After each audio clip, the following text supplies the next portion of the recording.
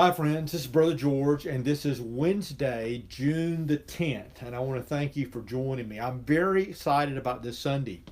We're going to have our first time to be together in 3 months as we meet out on our property. But in preparation for that, I wanted to share some scripture with you that came to my mind that I think we need to hear. So, 1 Corinthians chapter 8, beginning in verse 1, this is what it says about food offered to idols. We know that, and this is a quotation, we all have knowledge, end quote. Knowledge inflates with pride, but love builds up. Let me just say, knowledge does make us prideful, okay, because we think we know something other people don't know. But love always builds up. If anyone thinks he knows anything, he does not yet know it as he ought to know it. But if anyone loves God, he is known by him. You see, that's more important. The most important thing is not what you know. The most important thing is who knows you. Okay? It's not how much knowledge you have, even theological knowledge. It's more important that God knows you, that you are his child. Then he says in verse 4, but eating food offered to idols, then, we know that, quote, an idol is nothing in, an, sorry, pages sticking together. An idol is nothing in the world, end quote. And that, quote, there is no God but one, end quote. These are a couple of sayings that were very well known in Paul's day. For even if there are so-called gods, little g, whether in heaven or on earth, and this is kind of a parenthetical statement, as there are many, quote, gods, end quote, and many lords, quote, end quote. And what he's talking about there is in the minds of some, okay, not literally, not actually, but in the minds of some people, there were gods or lords, and maybe these may be human beings, okay? He says in verse 6, listen, yet for us there is one God, the Father. All things are from him, and we exist for him. And there is one Lord, Jesus Christ. And all things are through him, and we exist through him. However, not everyone has this knowledge. In fact, some have been so used to, so accustomed to idolatry. In other words, they are still in their minds, in their flesh, enslaved in idolatry up until now, that when they eat food offered to an idol, their conscience becomes weak and is defiled. Food will not make us acceptable to God. We are not inferior if we don't eat, and we're not better or superior if we do eat. But be careful that this right or this freedom of yours in no way becomes a stumbling block to the weak. For if someone sees you, the one who has knowledge, dining in an idol's temple, won't his weak conscience be encouraged to eat food offered to idols? Then the weak person, the brother for whom Christ died, is ruined by your knowledge. So let me just say it like this.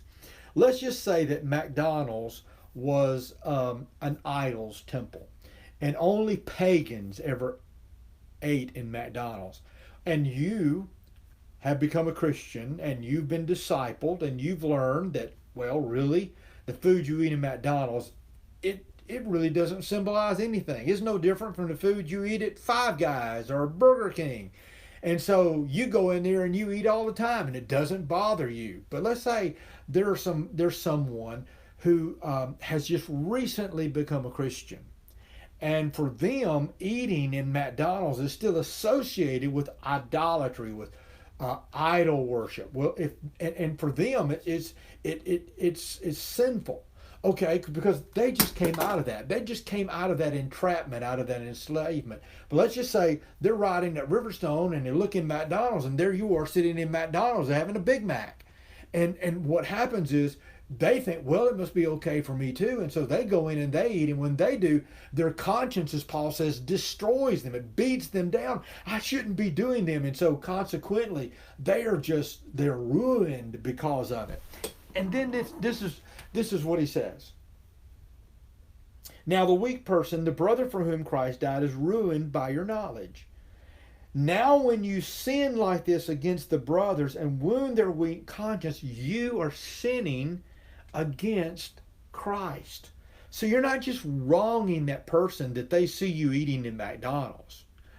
You're also, you're by harming them, by hurting them, you are sinning against Christ. Therefore, Paul says, if food causes my brother to fall, I will never eat meat so long as I live, so that I won't cause my brother to fall.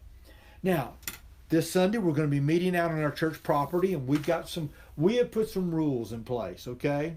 And these rules are to protect people. And they are, number one, bring your own chair. If you bring your own chair, then we don't have to worry about disinfecting chairs, okay? You bring your own chair. We're going to practice social distancing that's 6 feet apart. And as long as that rule applies, we're going to practice it. And the only exception to that is if you live together, you sit together, okay? So, I mean, if you've been living in the same house with your wife and your daughter and your son-in-law and your grandkids, and there's no reason why you can't sit together on Sunday morning. You're welcome to do so. But if you are not living with these people, then you need to practice social distancing. And you can bring a tent, but it has to be the 10 by 10 pop-up kind of tent. And there'll be an area designated in the back. We'll set up our chairs facing the stage, and behind the chairs will be an area for tents, okay? But we've got it hopefully in an area of the property where the trees are going to offer us some protection from the sun, so it'll be a little bit cooler, and we'll have some shade for at least the first half of the service. And then masks, we're going to have masks available. We're also going to have commercial grade hand sanitizer that will be available. We are going to have some porta potties there. We'll have two. And we will have, those will be equipped with disinfectant. There'll also be a hand washing station there. And we're going to have some parking spaces designated, so you can pull your car up if you want to. And you can sit in your car and just roll your windows down, and you can participate in the service without ever having to get out of your automobile. But then also, if you're not comfortable being around others yet, we are going to live stream the services, and you are welcome to do that. And let me just say this: you are no less a Christian because you stay home and you watch it. You watch us live stream. So, but there may be people who will say, "Well, why do we have to practice social distancing?" I think the point of the verses that I just read, I think it applies here. You see, you may feel like you don't have to social distance, that you're just fine. You're strong enough that even if there's the virus is out there and you contact it, you're strong enough that you'll just shake it off and you'll be okay. But there are other people out there who are still very worried about it. And let's just compare them in this verse to the weak brother. Okay, they're just worried about contracting the COVID-19 virus, and so here we may know. Oh, listen, there's nothing. We may think there's nothing to worry about, and we're just going to be our jovial self. We're going to run around and we're going to shake people's hands and hug their neck and slap them on the back and just act like we normally do. But we may be terrifying somebody who feels like, oh, I thought we were going to be practicing social distancing. Here's my point I want to make. We're all going to practice social distancing, okay? I'm going to practice social distancing. And the point is, I don't want to make anybody uncomfortable, okay? What I want to do is, here's what I want us to do. We are going to practice love by not getting close to each other, okay? Why doesn't that apply here? I think it does. Listen, I know that usually we show our love by shaking hands and hugging necks and all that kind of thing. Well, right now we can't do that. But we can show love right now by keeping our distance from people, from, smile and wave and good morning and how are you and it's good to see you, glad to see you, but I'm not going to come in contact with you. And for this Sunday and the foreseeable future, we're going to show love by doing exactly that. Okay? So just think of it that way. All right? We're not being weak by not touching. We're being strong by not touching. We're not being less loving by not touching. For the time being, we're being more loving by not touching.